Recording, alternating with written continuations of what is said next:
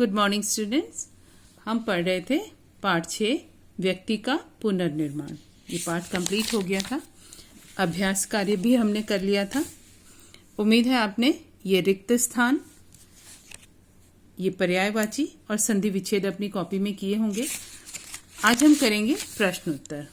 तो शुरू करते हैं मौखिक से। मौखिक प्रश्न उत्तर। पहला प्रश्न यहाँ पर है, गौतम बुद्ध पीपल के वृक्ष के नीचे किस मुद्रा में हैं? आपने देखा है ना, ये जो मुद्रा है योगासन की पद्मासन, ये पद्मासन की मुद्रा है। तो आप उत्तर लिखेंगे गौतम बुद्ध पीपल के वृक्ष के नीचे पद्मासन मुद्रा में हैं। ठीक, गौतम बुद्ध पीपल के वृक्ष के नीचे पद्मासन मुद्रा में हैं। बौद्ध धर्म में व्यायाम के कितने अंग बताए गए हैं?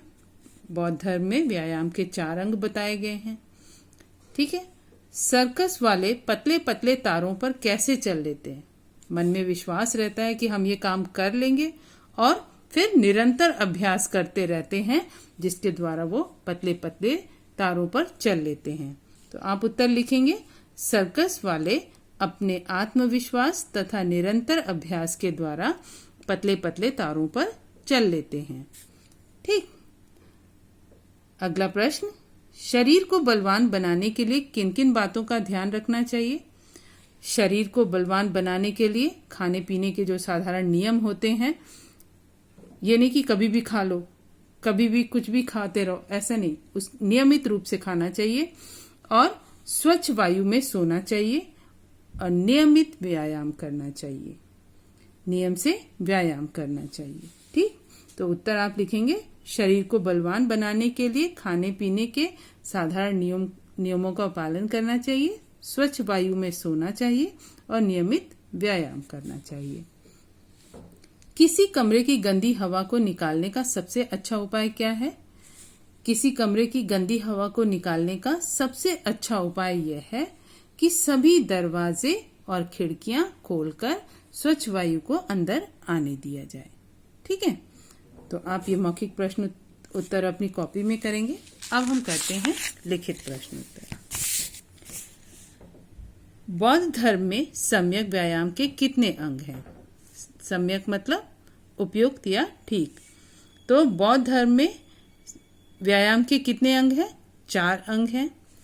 उनका वर्णन कीजिए। पहला है इस बात की सावधानी रखना कि अपने में कोई अवगुण न आए, और इस बात की प्रयास करना कि अपने अवगुण दूर हो जाएं। ठीक है। अवगुण अंदर न आए और हमारे अंदर कोई अगर अवगुण है वो दूर हो जाएं। ठीक। तीसरा होगा इस बात की सावधानी रखना कि अपने में सद्गुण चले आएं, और इस बात की सावधानी रखना कि अपने सद्गुण चले न जाएं।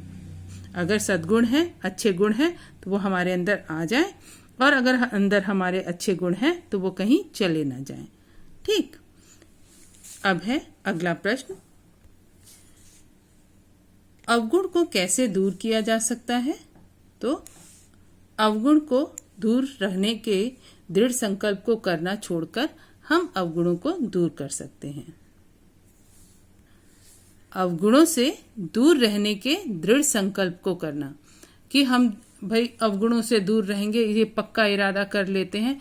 ये पक्के इरादे को ही छोड़ दो तो अवगुण से अपने आप धीरे धीरे दूर हो सकते हैं। ठीक है।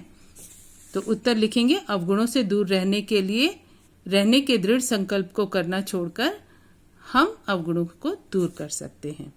यदि हम अपने अवगुणों को बलवान न बनाए तो अवगुण कहाँ चले जाएंगे?